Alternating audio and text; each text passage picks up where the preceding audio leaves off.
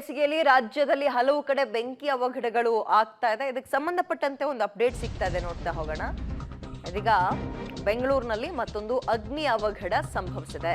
ಬೆಂಗಳೂರಿನಲ್ಲಿ ಥಣಿಸಂದ್ರದ ಹೆಗಡೆ ನಗರದಲ್ಲಿನ ಗುಜರಿ ಅಂಗಡಿಗೆ ಬೆಂಕಿ ತಾಗಿದೆ. ಪರಿಣಾಮ ಹೊತ್ತುರಿದಿದೆ. ನಸುಕಿನ ಜಾವ ಬೆಳಗ್ಗೆ 4 ಗಂಟೆಗಾಗಿದೆ ಬೆಂಕಿ ಬಿದ್ದಿರುವಂಥದ್ದು.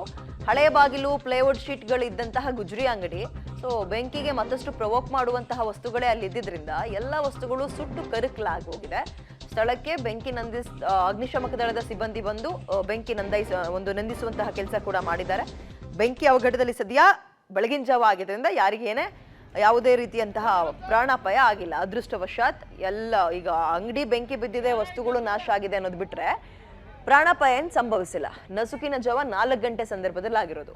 ಬಿರು ಬೇಸಿಗೆಯಲ್ಲಿ ಅದರಲ್ಲೂ ಬೆಂಗಳೂರು ಸುತ್ತಮುತ್ತ ಹೆಚ್ಚಿನ ಇಂತಹ ಬೆಂಕಿ ಅವಘಡಗಳನ್ನು ನೋಡ್ತಾ ಇದ್ವಿ. ಟೈರ್ ಅಂಗಡಿಗೆ, ಬಟ್ಟೆ ಅಂಗಡಿಗೆ, ಗುಜರಿ ಅಂಗಡಿಗಳಿಗೆ, ಫರ್ನಿಚರ್ ಅಂಗಡಿಗಳಿಗೆ ಬೆಂಕಿ ಬೀಳ್ತಾ ಇರುವಂಥದ್ದನ್ನ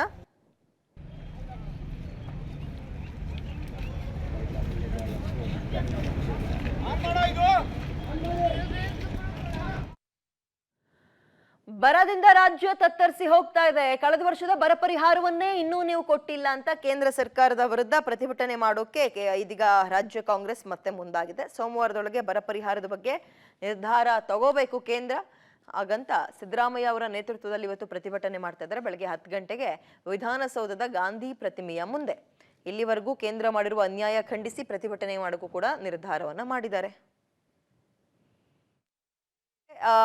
ಈ ಒಂದು ಪ್ರತಿಭಟನೆ ಇದು ಮೊದಲ ಹಂತ ಅಲ್ಲ, ಇದು 2ನೇ ಹಂತ. ಚುನಾವಣಾ ಸಂದರ್ಭದಲ್ಲಿ ಇದು ಹೇಗೆ ಇಂಪ್ಯಾಕ್ಟ್ ಆಗುತ್ತೆ ಕಾಂಗ್ರೆಸ್ ಮೇಲೆ, ಬಿಜೆಪಿ ಮೇಲೆ, ವಿ ಡೋಂಟ್ ನೋ ಸದ್ಯಕ್ಕೆ. ಆದ್ರೆ ಡೆಲ್ಲಿಗೆ ಹೋಗಿದ್ರು. ಬರ ಪರಿಹಾರ ಮತ್ತೆ ನಮಗೆ ತೆರಿಗೆಯಲ್ಲಿ ಅನ್ಯಾಯ ಆಗ್ತಾ ಇದೆ, ಖಾಲಿ ಚೊಂಬು ಕೊಟ್ಟಿದ್ದಾರೆ ಅಂತ ಇಡೀ ರಾಜ್ಯ ಕಾಂಗ್ರೆಸ್ನವ್ರೆಲ್ಲರೂ ಕೂಡ ಡೆಲ್ಲಿಗೆ ಹೋಗಿದ್ರು. ಅಲ್ಲಿ ಪ್ರೊಟೆಸ್ಟ್ ಮಾಡಿ ಬಂದ್ರು.